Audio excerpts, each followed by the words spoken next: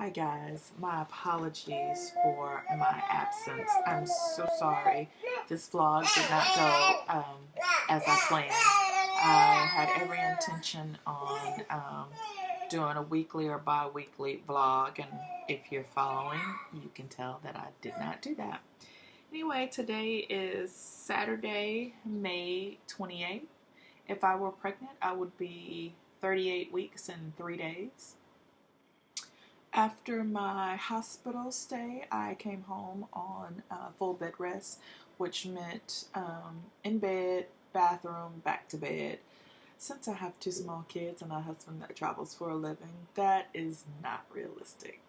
So I had a friend that would come over and help around the house and help with the kids, and I guess that was enough to keep me off of my feet for a little bit during the day. While on bed rest, the doctor did send me home on anti-contraction medication. The doctor and the OB-GYN and the perinatologist did not agree. I had preterm labor with my first daughter. And after a hospital stay, I was sent home on anti-contraction medication. So this time around, my OB-GYN was confident in doing the same. The perinatologist, on the other hand, wanted me to stay in the hospital until I delivered.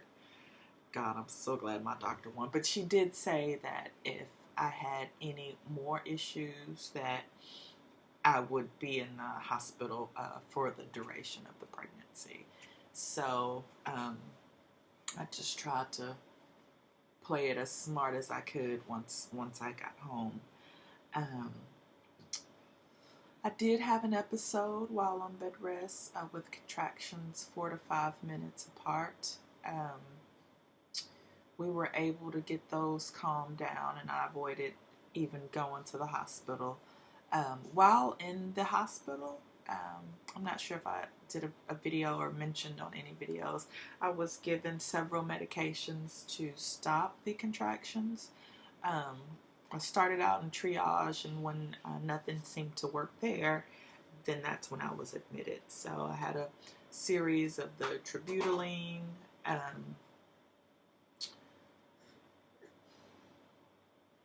magnesium sulfate drip, and obviously several medications for the baby if he were to come early, one of them being antibiotics. Oh no, one was antibiotic and one was steroids for his lungs. So fast forward to about week 35, the doctor told me, my OB-GYN suggested that at week 36, we have an amniocentesis to check the health or development of the baby's lungs. And if that looked good, she suggested that we just go ahead and deliver. Like I said, I was kind of up and down with contractions. So she just thought it best that if I could make it to week 36, go ahead with the amniocentesis, and if that all looked good, then to go ahead and deliver. So I did make it to week 36. I had the amnio. The perinatologist did tell me not to eat before the amnio, just in case it caused me to go into labor. That wasn't the case, but the day of the amnio, it was in the morning, the day of the amnio, I did come home, and for whatever reason, I was just wiped out. I was tired. So I slept most of the day, while before the amnio, or maybe even after, the perinatologist said that his last amnio results didn't come in until 6 or 6:30 in the evening. He said whatever time it was, he would call my doctor. He said, and he says, and they could possibly come first thing in the morning. He says if they come in the morning, he says if they come late tonight or in the morning, I doubt that your section would be on the same day. He says, I'm thinking your section will be on Friday, which was actually May 13th or Friday the 13th.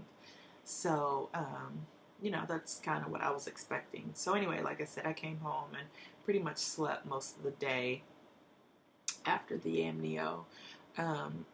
The instructions were to take it easy. So I was kind of nervous because I just feel like anytime you introduce something foreign into the uterus, you know, you're leaving yourself open for something to happen. I'm no medical person, but, you know, that's just my thought that, you know, I better take it easy. So surprisingly, that evening, about 6:30 that evening, my phone rang and it said my doctor's office. And I thought, that's weird. How can they be calling this late? They closed, you know, over an hour ago. So I answered the phone, and it was somebody letting me know that my amnio results were in, and that this is Wednesday, and that my section was scheduled for the next day at 12:30. So I'm like, what? Now I was asleep, so I wondered briefly if I were dreaming. So I got off the phone and I just kind of laid there for a little bit, and then someone else from the same office called back and, you know, asked if I could go to the hospital that evening for blood work and So I did. You know, I live right by the hospital. Luckily, I live right by the hospital. I live right by my OB-GYN. So I did that. Went for pre-op, and that's when they told me that actually, you know, I needed to be at the hospital the next morning at 10 a.m. They went ahead with the blood draw, you know, I want to call it a permission slip, but it's not a permission slip. I can't think of what it's called, but when you sign off saying that you know what they'll do and you give them permission to do it, like, in other words, you know, that I was having a C-section, that they would do a spinal, and one more thing, maybe even tie my tubes or something. I don't know. I can't remember. But fast forward to the next morning, I get to the hospital, and the anesthesiologist comes in to talk to me, and he's talking about a hysterectomy, tying my tubes, all this stuff, and I'm like, what? Wait, whoa, you got the wrong patient. And he's like, oh, okay, wait. He says, I guess you haven't had a chance to talk to your doctor. I'm like, no, I haven't. And he says, well, he said, all of this stuff is just in case. He said, and we did talk, and we did discuss, instead of doing a spinal for your C-section, we're going to go ahead and do an epidural. You know, the difference is the spinal is just for a selected amount of time. You know, the spinal is just long enough to do a C-section. Whereas the epidural is, you can deliver more medication if need be. So if the surgery was going to turn into tying my tube, or if the C-section was going to turn into tying my tubes or hysterectomy, he could just continue to deliver medicine and not have to put me out. So obviously I had more paperwork to sign, and I think that's it. That was a different experience with both of my kids. I just had a spinal, so to get an epidural was quite a different experience. Fast forward to delivery, we're in. I'm having the C-section done, and there was obviously a lot of pressure if you've had a C-section before, lots and lots of pressure. And this time around, I felt some discomfort, like while in the process of surgery. And so I told the anesthesiologist, I said, I feel something. I said, and it's more than pressure. And so he asked me to describe it, and I said, I can't describe it. It's just uncomfortable. It's discomfort. And I said, and if it continues, it feels like it's to the point of pain. Like, I'm going to be in pain here pretty soon. Um, and so, but I kept telling him, I said, it's not the pressure. I said, there is a very specific sensation that I feel. And so he explained. He says, well, I think you're feeling visceral pain, which I guess is pain around the lining of the organs. And he says, if it continues or get worse, I'll have to put you to sleep. So of course, you know, it's like, oh, I've been waiting all this time to meet the baby. I felt like I didn't want to tell him until I had to, because I certainly didn't want to be put to sleep. So at any rate, I made it through all of that. And then my doctor started screaming to Marcus, Marcus, oh my God, stand up, Marcus, stand up. You got to look at this. And so she says, the baby's umbilical cord is tied in a knot. You guys are so blessed. She was like, all of your babies, you guys are so blessed. She says, most babies with this are delivered stillborn or they die in utero. You guys are so blessed. Oh my gosh. So I tell you, each of my pregnancies, there's always, or each of my deliveries and pregnancies, there's always something exciting. So, no, Makenzie. So, anyway, we felt very blessed that all was well with the baby. I did have him at 36 weeks. He weighed 6 pounds, 4 ounces. He was 19 and a half inches long. And he had a little bit of complications with his breathing when he came out. He also had issues with his sugar dropping. They wanted to give him some formula, and I asked them to wait until, you know, I was all stitched back up and I wanted to nurse. And so during the time the doctor was finishing what all she needed to do,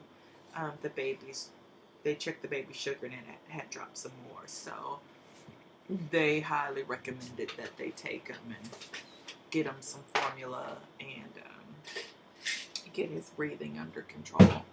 So that was that.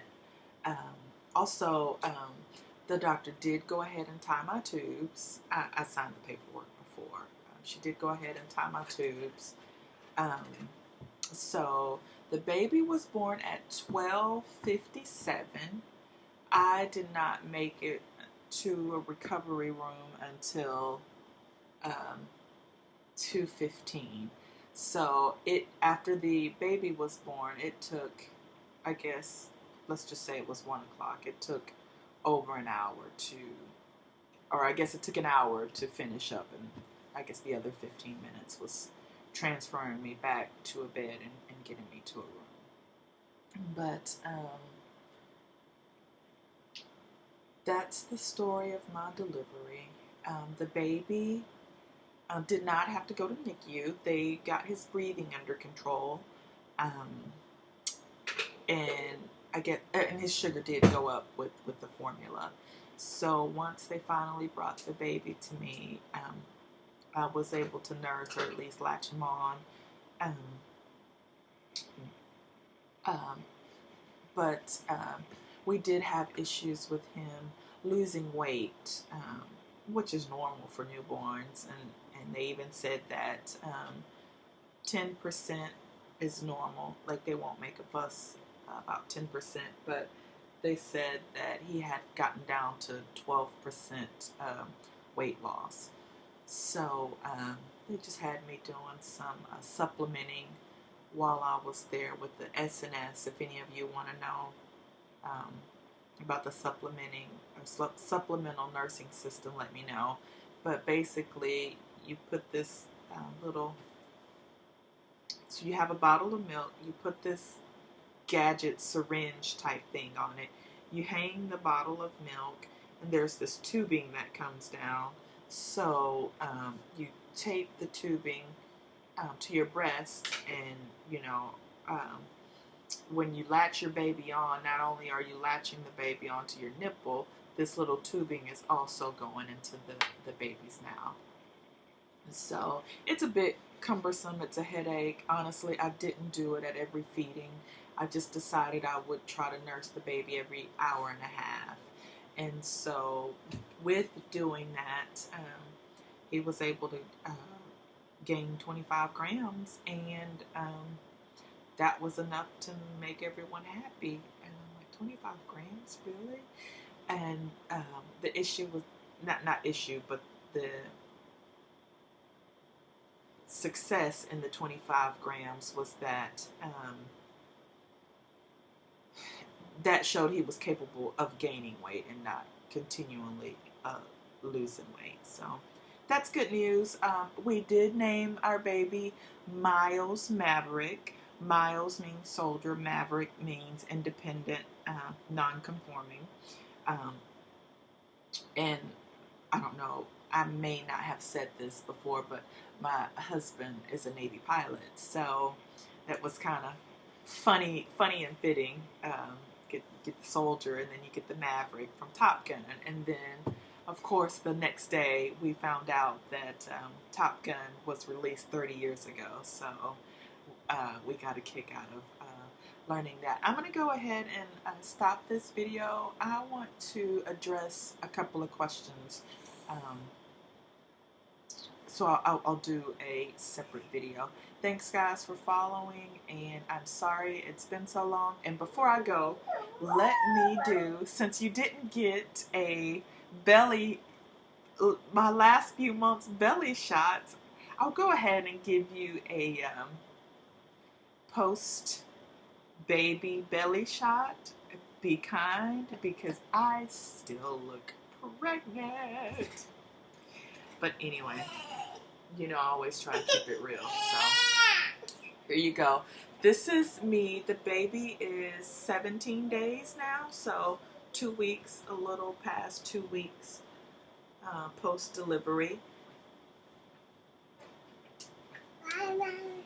That is my tummy. I don't think this camera is picking it up very well. That's my tummy. Still sporting my maternity gear. So if anybody of you watching are first timers and wonder what your tummy's gonna look like after you deliver, this is it. Unless you're like really young or have really good genes, then you'll probably leave the hospital wearing your regular clothes. Me, I didn't. So at any rate, let me stop this video. It's getting a little long. Thanks everybody for following.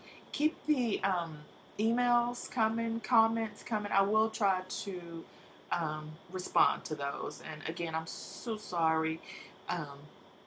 This vlog didn't turn out the way I wanted it to, but please, please, please, if you have any questions or concerns about pregnancy after uterine rupture, please email or comment.